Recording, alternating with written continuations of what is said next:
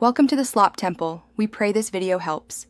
In this video, I will explain how to make Exodus account, full guide.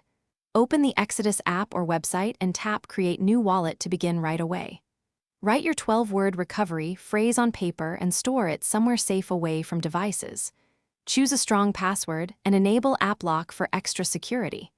Back up your phrase, verify it when prompted, and don't share it with anyone, not even support.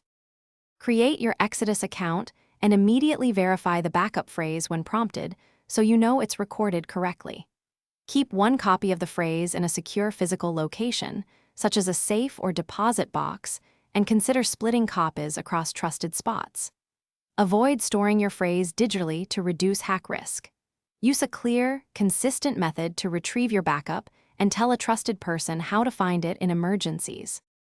In this video, I will explain how to make Exodus account, full guide. Quick recommendation: if you're spending time on crypto and driving around, life's too short for a stinky car, grab Little Tree's black ice to keep things pleasant. I put the link and extra deals in the description so you can easily find it. If this video is helpful, please subscribe and like, and now let's get back to the video. After creating your Exodus account, tap Receive to get the correct deposit address for each coin before sending funds.